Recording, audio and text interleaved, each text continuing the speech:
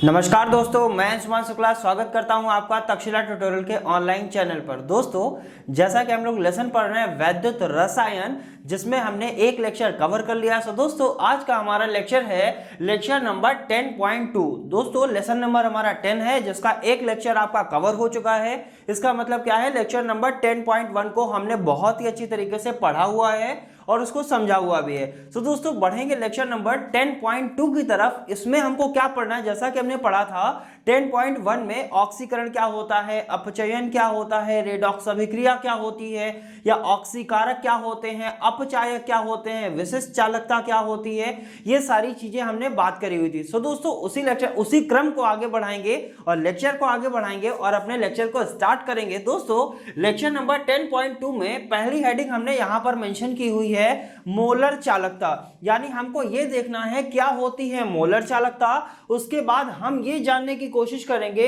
अनंत तनुता पर मोलर चालकता क्या होती है, यानी अनंत तनुता पर मोलर चालकता क्या होगी। उसको जानने से पहले हमको ये तो जानना पड़ेगा कि आखिरकार ये जो मोलर चालकता है ये होती क्या है। आइए दोस्तों, स्टार्ट करते हैं लेक्चर को और समझने की कोशिश करते हैं कि आखिरकार मोलर चालकता क्या होती है। सो दोस्तों, लिखा हुआ है विलयन का लीटर में वह आयतन, यानी कोई विलयन है वो क्या करना है, आपको लीटर में लेना है। इसीलिए बताया गया विलयन का लीटर में वह आयतन जिसमें 1 मोल वैद्युत अपघट्ट क्या होता है, उपस्थित होता है, मोलर चालकता कहलाती है। ये तो हो गया जनरल वे में हमने चीजें पढ़ दी हैं और आपने सुन लिया है। और आप ऐसा किया करिए कि हमारे साथ दोहराया करिए, तभी चीजें बहुत ही अच्छी तरीके से रिकॉल भी हो पाएंगे और क्लियर भी हो पाएंगी। कुछ चीजें ऐसी रहती हैं जो हमको क्या करना पड़ता है, पीछे की चीजों से जोड़नी पड़ती है, तो साथ साथ में बोलेंगे तो वो चीजें क्या होती रहेंगी, बहुत ही अच्छी तरीके से आपको समझ में आती रहेंगी।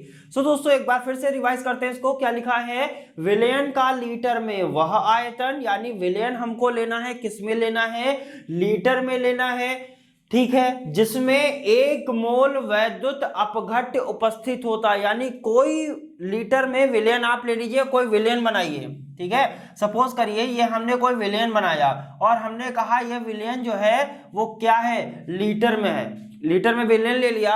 अब हमने कहा सर इसमें हमने 1 मोल क्या मिलाया है, वैद्युत अपघट्ट मिलाया है। क्या मिलाया है, 1 मोल वैद्युत अपघट्ट मिलाया है, तभी तो आपका क्या बना, विलयन बना।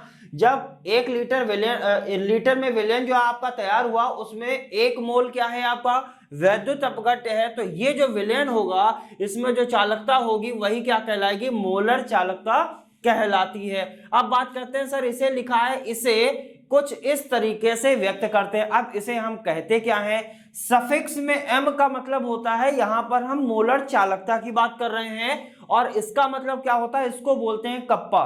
क्या बोलते हैं, कप्पा बोलते हैं। यानी कप्पा m क्या होती है, आपकी मोलर चालकता। क्या करते हैं, इसको मोलर चालकता को हम कप्पा m से डिनोट करते हैं। तो सिंपल सी बात है सर, लीटर में आपको क्या लेना है, विलयन लेना है। लीटर में विलयन होगा तो इसका मतलब क्या होगा सर, मोलर चालकता ये कहती है कि उस विलयन में, जो लीटर में आपने विलयन लिया है, उसमें कितना मोल उपस्थित होगा वैद्युत अपघट्ट का। तो बताया गया सर 1 मोल वैद्युत अपघट्ट उसमें क्या होगा, उपस्थित होगा। और वैद्युत अपघट्ट के बारे में हमने बताया भी है, लेक्चर नंबर 10.1 में भी आपको क्लियर किया हुआ था। वैद्युत अपघट्ट क्या होते हैं, जो अपने आयनों में वियोजित हो जाते हैं, क्या कहलाते हैं, वैद्युत अपघट्ट कहलाते हैं। सो दोस्तों, उम्मीद करते हैं मोलर चालकता की डेफिनेशन आपको अच्छी तरीके से क्लियर हो गई होगी। बढ़ते हैं आगे की तरफ। अगर मोलर चालकता निकालने के लिए आ जाएगा तो इसका फॉर्मूला क्या बनेगा, इसके बारे में भी हमको जानना पड़ेगा। तो ये क्या लिखा है सर, ये लिखा है कप्पा, ये लिखा है सफिक्स में m। इसका मतलब क्या है सर, ये मोलर चालकता के बारे में बता रहा है। बराबर 1000 इंटू के अपॉन सी, यही तो लिखा गया है, 1000 इंटू के अपॉन सी।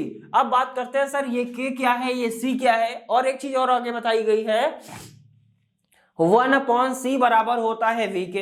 ये भी आपने पढ़ा होगा सर, ये 1/c बराबर होता है v के। अभी आपको चीजें समझ में नहीं आएंगी सर, ये c क्या है, ये v क्या है, आई डोंट नो, ठीक है। अगर 1/c बराबर है v के और यहां लिखा है k/c, तो क्या हम इसको कुछ इस तरीके से लिख सकते हैं? एक बार जरा यहां पर देखिए, इसको लिखा गया है सर 1000 इंटू के इंटू 1/c। लिख सकते हैं कि नहीं लिख सकते? हम k/c लिखें या 1/c लिखें, कोई प्रॉब्लम नहीं? Problem sir. 1/c की जगह क्या बताया गया, आप क्या लिख सकते हैं? v लिख सकते हैं। तो 1/c की जगह हमने क्या लिख दिया? v लिख दिया। तो k इंटू वी, जरा देखिए आया कि नहीं आया?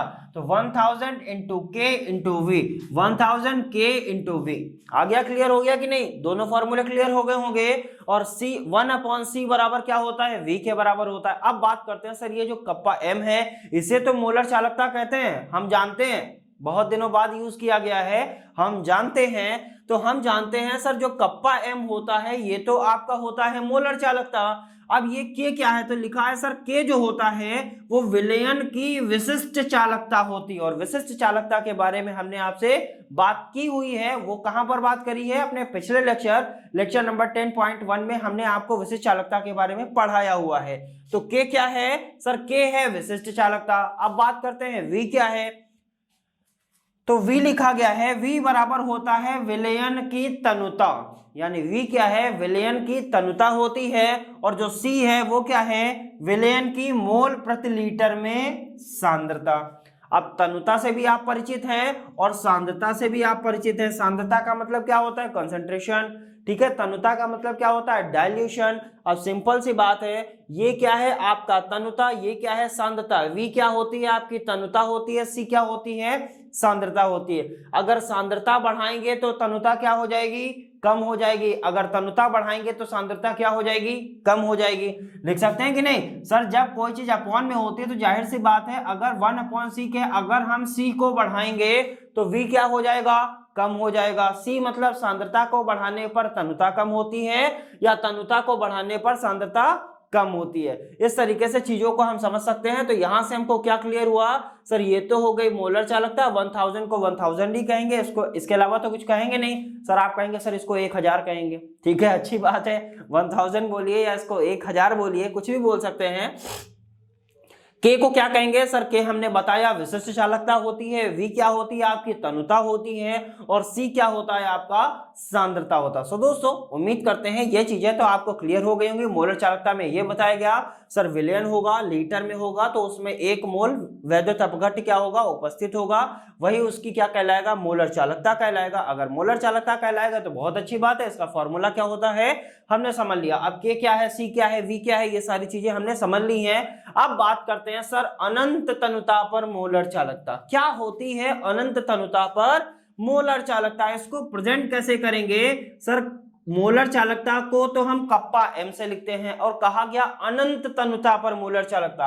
अनंत तनुता का मतलब हो गया सर यहां पर इनफाइनाइट बना देंगे, यही तो आपका अनंत होता है कि नहीं। अब ये क्या डिनोट करेगा सर? ये डिनोट कर रहा है अनंत तनुता पर मोलर चालकता। आइए दोस्तों जानने की कोशिश करते हैं। लिखा गया है प्रबल वैद्युत अपघट्यों के विलयनों की मोलर चालकता तनुता बढ़ाने पर धीरे धीरे बढ़ती है। सिंपल सी लाइन में बताया गया सर जो प्रबल वैद्युत अपघट्य होते हैं उनमें हम क्या करते हैं, अगर उनके विलयनों की मोलर चालकता जो होती है बढ़ाने पर मोलर चालकता तनुता बढ़ाने पर धीरे धीरे बढ़ती है। जो प्रबल वैद्युत अपघट्य का मतलब क्या होगा सर? ऐसे वैद्युत अपघट्य जो बहुत ही जल्दी अपने आयनों में वियोजित हो जाए।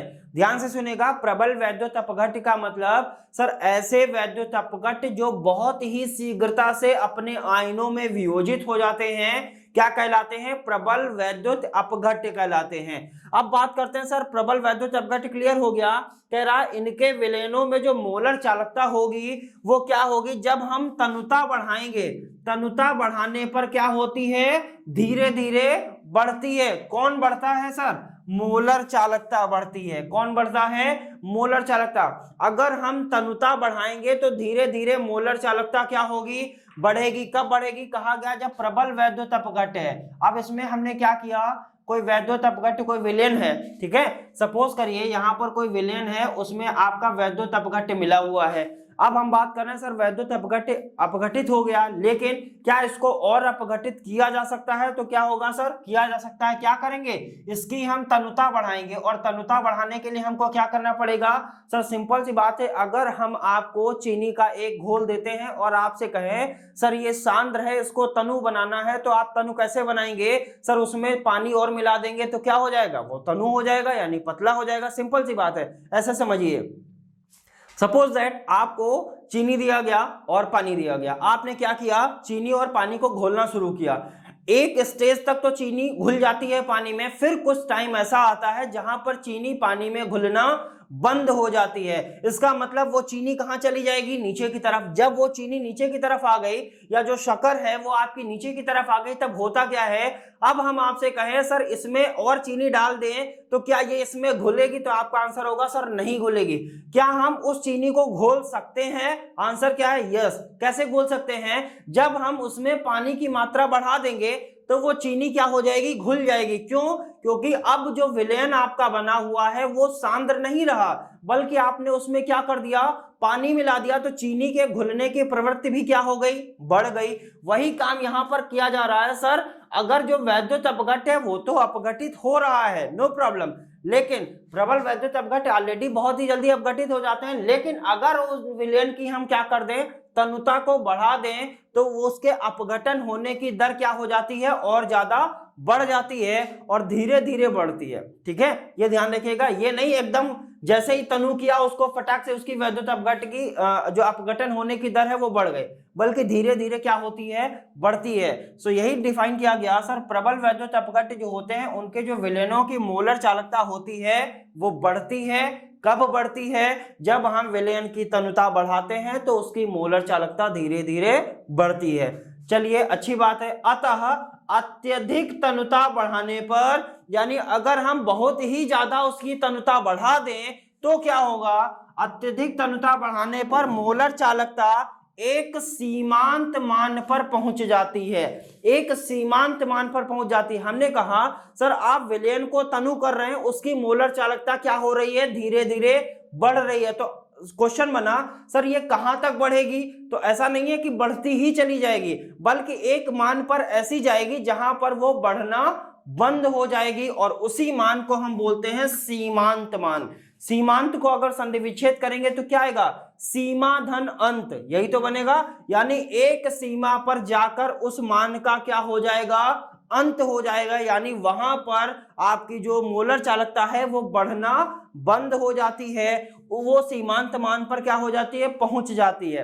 अब यहां से चीजें क्लियर हो गई। सर कोई विलयन है, उसमें हमको अगर अनंत तनुता पर मोलर चालकता को जानना है तो हमको क्या करना पड़ेगा? सर हमें पता है कोई प्रबल वैद्युत अपघट्य अगर है तो वो बहुत ही जल्दी से क्या होता है, अपघटित होता है। तो प्रबल वैद्युत अपघट्य के विलयनों की मोलर चालकता क्या होती है, बढ़ती है। कब क्या होता है, उसकी जो तनुता बढ़ाएंगे, किसकी तनुता बढ़ाएंगे, विलयन की तनुता बढ़ाएंगे। विलयन की तनुता बढ़ाएंगे तो उसकी मोलर चालकता क्या होगी, धीरे धीरे बढ़ेगी। फिर बताया गया सर ये बढ़ती तो है लेकिन एक सीमांत मान पर पहुंच जाती है। अगर वो सीमांत मान पर पहुंच गई तो उससे क्या हुआ, तो लिखा गया है किसी वैद्युत अपघट्य की मोलर चालकता का जो सीमांत मान होता है वही उसकी अनंत तनुता पर मोलर चालकता कहलाती है। अब दोस्तों समझ में आ गया होगा कि अनंत तनुता पर मोलर चालकता क्या होगी। तो आंसर क्या आया सर, जो मोलर चालकता यानी किसी विलयन का जो सीमांत मान होता है वही उसकी क्या कहलाएगा, मोलर चालकता कहलाएगा। लिखा है किसी वैद्युत अपघट्य की मोलर चालकता का सीमांत मान, और सीमांत मान क्या होता है ये हमने यहां पर डिफाइन कर दिया। मोलर चालकता क्या होती है ये हमने यहां पर डिफाइन कर दिया, और अनंत तनुता पर मोलर चालकता क्या होती है ये हमने यहां पर आपको डिफाइन कर दिया। दोस्तों पढ़ते रहिएगा, बहुत ही इंटरेस्टिंग है, बहुत ही अच्छी तरीके से समझ में आ जाएगा। बशर्ते आपको करना क्या है, आपको प्रैक्टिस जरूर करनी पड़ेगी। आप समझिएगा, इसको प्रैक्टिस करिएगा, और जितनी भी चीजें हम यहाँ पर डिस्कस करते हैं जैसा सभी को पता रहता है और हर वीडियोस में हम बोलते हैं, इन सभी चीजों के आपको हैंड रिटेन नोट्स भी हम देते हैं। और वो हैंड रिटेन नोट्स आपको कहाँ मिलते हैं, डिस्क्रिप्शन बॉक्स में नीचे लिंक दिया जाता है, लिंक पर जाते हैं, क्लिक करते हैं, पीडीएफ को डाउनलोड करते हैं और वहां से पढ़ाई जरूर करते हैं। तो दोस्तों हम पूरी उम्मीद करते हैं आप लोग बहुत ही अच्छी तरीके से पढ़ाई भी कर रहे होंगे। अब दोस्तों जैसा कि हमने ये समझा मोलर चालकता क्या होती है, अनंत तनुता पर मोलर चालकता क्या होती है, सीमांत मान क्या होता है, ये सारी चीजें हमने डिस्कस कर ली हैं। अब दोस्तों बढ़ते हैं आगे की तरफ और देखेंगे एक नियम, और नियम का क्या नाम है, कोलराउस का नियम। क्या होता है कोलराउस का नियम, इसके बारे में जानने की कोशिश करते हैं। फिर हम जानेंगे फैराडे के नियम, बहुत ही इंपॉर्टेंट है। फैराडे का प्रथम नियम क्या होता है, फैराडे का द्वितीय नियम क्या होता है, और इसके अगले टॉपिक कौन से हैं। जैसा कि सभी को पता रहता है हम सारे इंपॉर्टेंट टॉपिक्स को ही डिस्कस करते हैं। तो दोस्तों बढ़ते हैं आगे की तरफ और देखते हैं कोलराउस का नियम। दोस्तों बात करते हैं कोलराउस का नियम क्या होता है। ये कोलराउस का नियम जिसको हमने यहाँ पर मेंशन किया हुआ है, इसके बारे में हमको और क्या जानना है ये भी हम जानेंगे। सो दोस्तों स्टार्ट करते हैं और देखते हैं क्या है कोलराउस का नियम। लिखा गया है किसी वैद्युत अपघट्ट की अनंत तनुता पर मोलर चालकता। पहले आप यहां तक समझिए, लिखा है किसी वैद्युत अपघट्ट की अनंत तनुता पर मोलर चालकता। चलिए हमने लिख लिया कोई वैद्युत अपघट्ट है, उसकी अनंत तनुता पर मोलर चालकता कुछ यही तो होगी, यही तो हमने बताया था।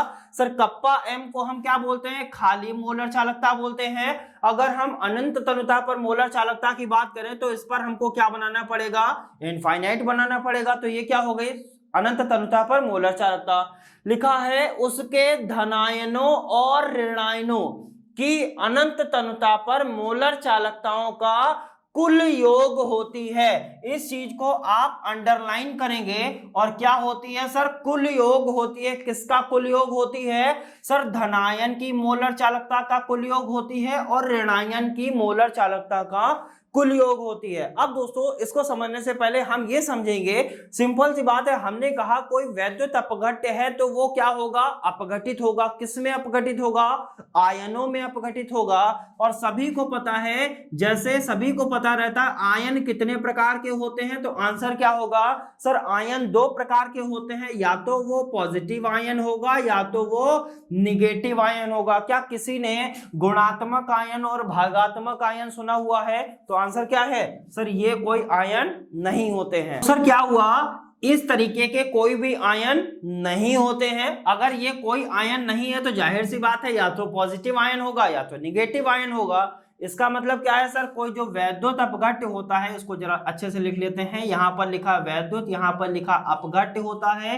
ये आयनों से मिलकर बने होते हैं, और जब ये अपघटित होते हैं तो ये दो प्रकार के आयनों में वियोजित होते हैं, या तो वो पॉजिटिव आयन में वियोजित होंगे या तो वो निगेटिव आयन में वियोजित होंगे। अब दोस्तों यहां तक चीजें क्लियर हुई। अब हम आपसे पूछे सर पॉजिटिव आयन की मोलर चालकता क्या होगी, तो आप सिंपल सी बात बताएंगे सर, यहां पर बनाया M, ये क्या हो गई मोलर चालकता। अगर हमको पॉजिटिव आयन की मोलर चालकता देखनी होगी तो हम क्या करेंगे, यहां पर क्या लिख देंगे, एक सेकेंड इसको हटाते हैं। दोस्तों यहां पर हमने लिखा कप्पा M, ये क्या है मोलर चालकता। अगर हमको पॉजिटिव आयन की मोलर चालकता देखनी है तो यहां पर क्या बना देंगे, प्लस बना देंगे, ठीक है। अगर हमको नेगेटिव आयन की मोलर चालकता देखनी है तो हम क्या बना देंगे, नेगेटिव बना देंगे। या हम इस तरीके से भी लिख सकते हैं M पॉजिटिव, ये क्या लिख देंगे M नेगेटिव। ये क्या हो गया सर, पॉजिटिव आयन की मोलर चालकता और नेगेटिव आयन की मोलर चालकता। अब दोस्तों चलते हैं कोलराउस के नियम पर। कोलराउस का नियम कहा गया कि कोई भी वैद्युत अपघट्ट है, उसकी जो अनंत तनुता पर जो मोलर चालकता होती है वो कुल योग होती है किसका, धनायन की मोलर चालकता का और ऋणायन की मोलर चालकता का। और ये भी बताया गया मोलर चालकता का ही नहीं बल्कि अनंत तनुता पर मोलर चालकता का योग होती है। अब अनंत तनुता पर मोलर चालकता का मतलब क्या होगा सर, यहां पर क्या लगा देंगे, अनंत लगा देंगे। चीजें क्लियर हुई कि नहीं हुई। अब दोस्तों इसको हम ये लिखें या कई जगह पर आपको कुछ इस तरीके से लिखा हुआ मिलेगा, ध्यान रखिएगा। M नेगेटिव, यहां पर कई जगह पर आपको लिखा हुआ मिलेगा लेमडा, ठीक है, इसे बोलते हैं लेमडा। इसे भी क्या बोलते हैं, लेमडा। ये पॉजिटिव आयन के अनंत तनुता पर मोलर चालकता हो गया, ये नेगेटिव आयन के अनंत तनुता पर मोलर चालकता हो गया। अब अगर हम क्या करें सर, इनको जोड़ दें तो क्या हमको अनंत तनुता पर मोलर चालकता मिल जाएगी कि नहीं मिल जाएगी, तो आंसर क्या होगा सर, बिल्कुल मिल जाएगी। यानी ये अनंत तनुता पर मोलर चालकता हमको यहां से मिल जाएगी। अब दोस्तों इसको हटाते हैं। तो अभी हमने बात किया, उसको हम लेमडा से भी लिख सकते हैं। तो कहा गया कि किसी वैद्युत अपघट्य की अनंत तनुता पर मोलर चालकता उसके धनायनों की अनंत तनुता पर मोलर चालकता। चलिए धनायन की अनंत तनुता पर मोलर चालकता बना देते हैं। ये हमने क्या किया सर, ये धनायन की अनंत तनुता पर मोलर चालकता हो गया। और ऋणायन की अनंत तनुता पर मोलर चालकता, चलिए ऋणायन की अनंत तनुता पर मोलर चालकता बना देते हैं। ये रही ऋणायन की अनंत तनुता पर मोलर चालकता का कुल योग होती है। इसका मतलब इन दोनों को क्या कर दिया जाए, जोड़ दिया जाए। यही क्या कहलाएगी सर, अनंत तनुता पर मोलर चालकता कहलाती है। और यही नियम किसका है सर, कोलराउस का नियम है। सो दोस्तों उम्मीद करते हैं कोलराउस का नियम अच्छे से आपको क्लियर हो गया होगा। ध्यान क्या रखना है सर, कोई भी वैद्युत अपघट्य होगा उसकी अनंत तनुता पर जो मोलर चालकता होगी वो कुल योग होगी किसका सर, पॉजिटिव आयन की अनंत तनुता पर मोलर चालकता का और नेगेटिव आयन की अनंत तनुता पर मोलर चालकता को आप क्या कर दीजिए, जोड़ दीजिए। और यहां से आपको क्या मिल जाएगा, अनंत तनुता पर मोलर चालकता प्राप्त हो जाती है। और अनंत तनुता पर मोलर चालकता क्या होती है ये भी हमने आपसे डिस्कस किया हुआ। अब चलिए दोस्तों एक एग्जांपल ले लेते हैं। सपोज करते हैं कि कोई है HCl। अब सिंपल सी बात है, ये क्या ले लिया, एक वैद्युत अपघट्य ले लिया, ठीक है। अब ये HCl है, आप सभी को पता है HCl किसमें टूटता है, तो आंसर क्या मिलेगा सर, प्लस में टूटेगा और माइनस में टूटेगा। यही तो सभी को पता है सर, या तो H प्लस में टूटेगा या Cl माइनस में टूटेगा। ये H प्लस और Cl माइनस आयन से मिलकर बना हुआ है। अब जब इसका हमने विलयन बनाया तो क्या मिला सर, यहाँ से H प्लस मिल गया, यहाँ से Cl माइनस मिल गया, यानी ये क्या है आपका पॉजिटिव है, ये क्या है आपका निगेटिव है। अब हम आपसे पूछे सर HCl की अनंत तनुता पर मोलर चालकता क्या होगी, तो आंसर क्या बताएंगे सर, अनंत तनुता पर मोलर चालकता का फॉर्मूला हमको पता है सर, ये होता है, यहाँ से क्या होता है सर, पॉजिटिव आयन की अनंत तनुता पर मोलर चालकता होती है, इसको जोड़ देते हैं किससे, निगेटिव आयन की अनंत तनुता पर मोलर चालकता से हम क्या कर देते हैं, ऐड कर देते हैं। चलिए अब जरा समझने की कोशिश करते हैं। ये रही अनंत तनुता पर मोलर चालकता। अब यहां पर आप जरा ध्यान दीजिए, यहां पर पॉजिटिव आयन कौन सा है, तो आंसर क्या मिलेगा सर, H प्लस आयन है। तो इसका मतलब हम इसको कुछ इस तरीके से लिख सकते हैं कि नहीं, MH प्लस। ये क्या हुआ सर, ये पॉजिटिव आयन की अनंत तनुता पर मोलर चालकता हुआ। और यहां पर हम क्या लिख सकते हैं, ये लिख सकते हैं सर, ये अनंत तनुता पर, और यहां क्या लिख देंगे Cl माइनस, ये निगेटिव आयन की अनंत तनुता पर मोलर चालकता हुआ। और यही क्या हो गया आपका सर, HCl की अनंत तनुता पर मोलर चालकता। सो दोस्तों उम्मीद करते हैं चीजें समझ में आई होंगी। सिंपल सी बात है, आपने फर्स्ट ईयर में भी पढ़ा होगा, हाई स्कूल में भी पढ़ा होगा, 9th में भी पढ़ा होगा, HCl H प्लस और Cl माइनस आयन से मिलकर बना होता है, इनमें टूट जाता है। अगर हम NaCl की बात करें तो NaCl किसमें टूटेगा, Na प्लस में टूटता है और Cl माइनस में टूटता है। अगर इसके लिए लिखना हो तो यहाँ Na प्लस हो जाएगा, यहाँ Cl माइनस हो जाएगा। और आपने फर्स्ट ईयर में भी पढ़ा होगा, अगर हम बोलते हैं CH3COONA, इसकी अनंत तनुता पर मोलर चालकता क्या होगी, तो आपको क्या पता है सर, ये किसमें टूटेगा, CH3COO माइनस और Na प्लस, यही तो पता है। तो ये क्या हो गया आपका निगेटिव आयन हो गया, ये क्या हो गया आपका पॉजिटिव आयन हो गया। या अगर हम आपसे कहें CH3COOH, ये किसमें टूटेगा, तो सिंपल सी बात है सर, CH3COO माइनस और H प्लस, ये हो गया निगेटिव आयन, ये हो गया आपका पॉजिटिव आयन। इस तरीके से बहुत सारे एग्जांपल्स हैं, आप किसी भी एग्जांपल को ले सकते हैं। KCl है, K प्लस और Cl माइनस में टूटेगा। यहां से आपको क्या निकालना आ जाएगा सर, अनंत तनुता पर मोलर चालकता क्या होती है। कोलराउस जी ने क्या बताया था सर, जो अनंत तनुता पर मोलर चालकता होती है वो पॉजिटिव आयन की अनंत तनुता पर मोलर चालकता और नेगेटिव आयन की अनंत तनुता पर मोलर चालकता का कुल योग होती है। सो दोस्तों उम्मीद करते हैं कोलराउस का नियम आपको अच्छे से क्लियर हो गया होगा। बढ़ते हैं आगे की तरफ और देखते हैं फैराडे के नियम। अब दोस्तों हम फैराडे का प्रथम नियम डिस्कस करने वाले हैं। क्या होता है फैराडे का नियम, इसके कितने नियम हैं, इनको कैसे समझेंगे, इसकी भी हम बात करेंगे। सो दोस्तों पहले हम कोलराउस के नियम को हटाते हैं और बढ़ते हैं फैराडे के नियम की तरफ। सो दोस्तों बात करते हैं फैराडे के नियम, यानी फैराडे का वैद्युत अपघटन का नियम। क्या होता है फैराडे का वैद्युत अपघटन का नियम। पहले आप ये समझिए वैद्युत अपघटन आखिरकार होता क्या है। सिंपल सी बात है, जो वैद्युत अपघट्य होते हैं वो जो अपने आयनों में वियोजित होते हैं, इसी क्रिया को हम बोलते हैं वैद्युत अपघटन। वैद्युत अपघट्य के आयनों में वियोजित होने की क्रिया क्या कहलाती है, वैद्युत अपघटन कहलाती है। और इसी के संबंध में फैराडे जी ने नियम दिया क्या है ये नियम, इसकी हम बात करेंगे। लिखा है फैराडे ने वैद्युत अपघटन में प्रवाहित, यानी जो वैद्युत अपघटन होता है वो एक प्रकार की क्रिया होती है जिससे वैद्युत अपघट्य अपने आयनों में वियोजित होते हैं। अब ये जो क्रिया होती है ये होती कैसे है, ये भी तो होगा, ऐसा तो नहीं है वैद्युत अपघट्य ऑटोमेटिक हो जाएगा। तो ये जो क्रिया होती है ये आखिरकार कैसे होती है, इसके बारे में बताया। फैराडे ने वैद्युत अपघटन में प्रवाहित विद्युत ऊर्जा की मात्रा और इलेक्ट्रोड पर निक्षेपित या विलीन पदार्थों की मात्राओं के संबंध में कुछ नियम दिए, जिसे फैराडे के वैद्युत अपघटन के नियम कहते हैं। अब इन्होंने क्या बताया, जो वैद्युत अपघट्य होंगे वो जो अपघटित होंगे, यानी हमारे क्या होते हैं अपघटन की जो क्रिया होगी, वो जो वैद्युत अपघट्य होंगे वो जब अपघटित होंगे, वो कब अपघटित होंगे, जब हम उनको विद्युत ऊर्जा देंगे। जब हम उनको विद्युत ऊर्जा देंगे तो वो क्या होंगे, आयनों में अपघटित होंगे। अगर वो आयनों में अपघटित होंगे, अब सिंपल सी बात है, जब भी हम कभी विद्युत ऊर्जा देते हैं तो हमको क्या चाहिए होते हैं, दो इलेक्ट्रोड चाहिए होते हैं, कैथोड और एनोड। नाम सुना होगा आपने, सर दो इलेक्ट्रोड हमको चाहिए होते हैं, कैथोड चाहिए होता है और एनोड चाहिए होता है। सिंपल सी बात है। सपोज करते हैं ये कोई हमने क्या किया, विलयन लिया, जिसमें क्या है आपके वैद्युत अपघट्य। अब हमको क्या करना है, इसको अपघटित करना है। अपघटित करने के लिए हमने क्या कर दिए, दो इलेक्ट्रोड बना दिया, कैथोड और एनोड, और इनको हमको क्या देना है, विद्युत ऊर्जा की मात्रा देनी, यानी इनको विद्युत ऊर्जा देना है। तो ये क्या होंगे, अपने आयनों में अपघटित होने लगेंगे, यानी पॉजिटिव आयन में अपघटित होंगे, निगेटिव आयन में, यहाँ पर पॉजिटिव निगेटिव। अब जो पॉजिटिव आयन होगा, चलिए इसको अगर पॉजिटिव मान लेते हैं और इसको निगेटिव मान लेते हैं, दो इलेक्ट्रोड होते हैं, इसको और साफ कर लेते हैं। जरा ध्यान दीजिए, ये हमने क्या लिया, एक विलयन लिया जिसमें वैद्युत अपघट्य लिए, इसमें हमने क्या किया, दो इलेक्ट्रोड लगाया, इसको हमको क्या करना है, इसमें वैद्युत अपघटन कराना है। तो इसके लिए हमको क्या करना पड़ेगा, विद्युत ऊर्जा की मात्रा देना पड़ेगा। तो इसीलिए हमने यहाँ पर वायर लगा दिए। अब इसको हमने पॉजिटिव मान लिया, इसको हमने नेगेटिव मान लिया, दो इलेक्ट्रोड ले लिए।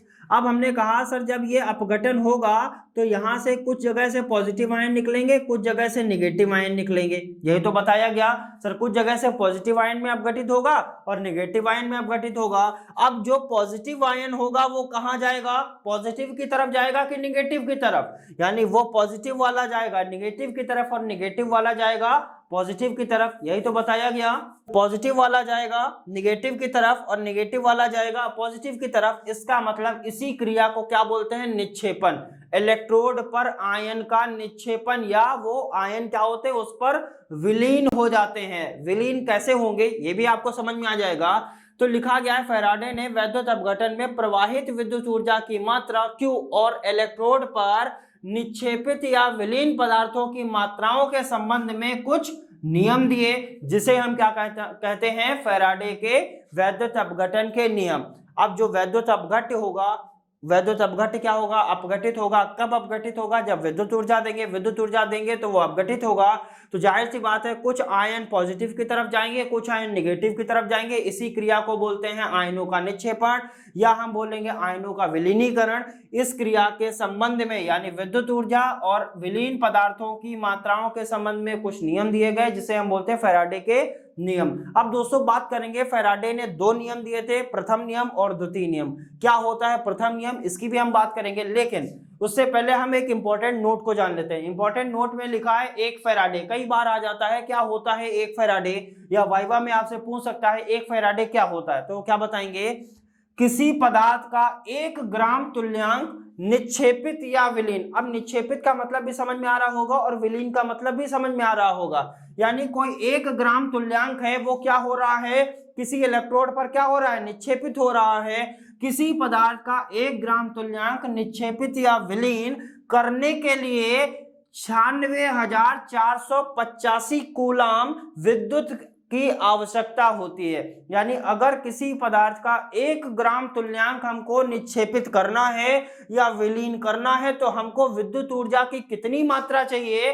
तो यहां से क्या क्लियर हुआ सर, 96,485 85 कूलाम हमको विद्युत ऊर्जा की मात्रा चाहिए। इसे ही हम क्या कहते हैं, 1 फैराडे कहते हैं। यानी 1 फैराडे बराबर क्या होता है, 96,485 कूलाम हमको क्या होगा, विद्युत ऊर्जा की आवश्यकता होगी। क्यों आवश्यकता होगी, क्योंकि हमको 1 ग्राम तुल्यांक क्या करना है, निक्षेपित करना है। तो यहां पर लिखा 1 फैराडे बराबर 96,485 कूलाम प्रति ग्राम तुल्यांक, यानी 1 ग्राम तुल्यांक के लिए आपको इतना चाहिए।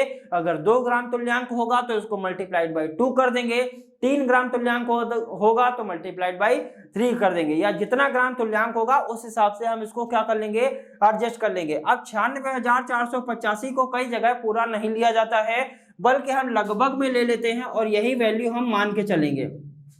कितना है, 96,500 कूलाम। कितनी मान के चल रही है, होती एक्चुअल में कितनी है, 96,485 कूलाम प्रति ग्राम तुल्यांक, और हमको लेना क्या है, 96,500 कूलाम प्रति ग्राम तुल्यांक। सो दोस्तों उम्मीद करते हैं फैराडे क्या है, एक फैराडे क्या होता है, फैराडे के वैद्युत अपघटन का नियम का एक पॉइंट ऑफ व्यू क्या है। अब हम बात करेंगे फैराडे का प्रथम नियम। सो दोस्तों बात करते हैं फैराडे का प्रथम नियम, जिसमें हमने यहां पर लिखा हुआ है, वैद्युत अपघटन में किसी इलेक्ट्रोड पर विलीन पदार्थ की मात्रा, यानी जो वैद्युत अपघटन की क्रिया होती है वो कैसे होती है, तो उसमें क्या होता है सर, इलेक्ट्रोड पर पदार्थ क्या होता है, निक्षेपित होता है या विलीन होता है। तो उसकी जो मात्रा होगी, यानी मात्रा को हम किससे डिनोट कर रहे हैं, W से। वैद्युत अपघटन में प्रवाहित विद्युत ऊर्जा Q के समानुपाती होती है। अब इलेक्ट्रोड पर जो निक्षेपित पदार्थ होगा वो क्यों निक्षेपित होगा, क्योंकि वहां पर विद्युत ऊर्जा चाहिए हमको, और कितनी विद्युत ऊर्जा चाहिए होती थी 1 ग्राम तुल्यांक के लिए, 96,500। वैसे तो 96,485 होती है, लेकिन 96,500 हमको चाहिए है। अब हम बात करते हैं, तो लिखा गया है वैद्युत अपघटन की जब क्रिया होती है तो इलेक्ट्रोड पर जो विलीन पदार्थ होता है उसकी जो मात्रा होती है वो विद्युत ऊर्जा की मात्रा के समानुपाती होती है। अब विद्युत ऊर्जा की मात्रा को हम किससे डिनोट करते हैं, Q से। अब ये जो W है वो Q के क्या होगा, समानुपाती होगा, यानी जितना ज्यादा आप विद्युत ऊर्जा देंगे उतनी ही ज्यादा इलेक्ट्रोड पर निक्षेपित पदार्थ की मात्रा भी क्या होगी, बढ़ेगी। अगर निक्षेपित पदार्थ की मात्रा कम है, क्यों कम है, क्योंकि फिर आपने विद्युत ऊर्जा को भी कम दिया होगा। तो यानी W समानुपाती होता है किसके, Q के। किसके अकॉर्डिंग, फैराडे के प्रथम नियम के अकॉर्डिंग। अब जब समानुपाती होगा तो जाहिर सी बात है इसके जगह बराबर लगाएंगे, एक कांस्टेंट लगाएंगे, और ये Z लगाया। Z है क्या, तो लिखा है विलीन पदार्थ का वैद्युत रासायनिक तुल्यांक। क्या है, ये जो रासायनिक तुल्यांक होता है किसका, जो विलीन पदार्थ होता है उसी का ये क्या होता है, रासायनिक तुल्यांक होता है। अब होगा क्या, यदि Q बराबर IT, ये एक फॉर्मूला होता है, पढ़ा भी होगा आपने, Q बराबर IT, तो क्या हो जाएगा, W बराबर, अब यहां पर Q का मान रख देंगे, Q की जगह क्या रख देंगे, I इंटू टी, W बराबर Z into I into T, समीकरण नंबर 1 बन जाएगी। अब यहां से क्या होगा, यदि हम मान लेते हैं I बराबर 1 ampere, no problem, and T बराबर 1 सेकेंड, देन यहां पर 1 रखेंगे, यहां पर 1 रखेंगे, कितना आ जाएगा, 1 से मल्टीप्लाई होगा, Z की 1 से मल्टीप्लाई होगी, कितना आ जाएगा, Z आ जाएगा, कोई दिक्कत नहीं है यहां तक। नेक्स्ट अभी हमने इसके बारे में बताया था 96,500, ठीक है। Z बराबर E अपान 96,500, जहां पर E क्या है, विलीन पदार्थ का तुल्यांकी भार होता है। अब ये जो Z का मान है ये समीकरण नंबर 1 में रख देंगे, तो समीकरण नंबर 1 में रखेंगे तो W बराबर E upon 96,500 into I into T, और यही समीकरण क्या कहलाती है, फैराडे का प्रथम नियम कहलाता है। क्या कहलाता है, फैराडे का प्रथम नियम। सिंपल है, यहां से स्टार्ट करेंगे, यहां पर एंड करेंगे, करना कुछ नहीं है, जो समझाया हुआ है उसी के अकॉर्डिंग चलना है और नोट से पढ़ाई कर लेनी। सो दोस्तों मिलेंगे अगले लेक्चर में फैराडे के द्वितीय नियम के साथ, तब तक के लिए बहुत बहुत धन्यवाद।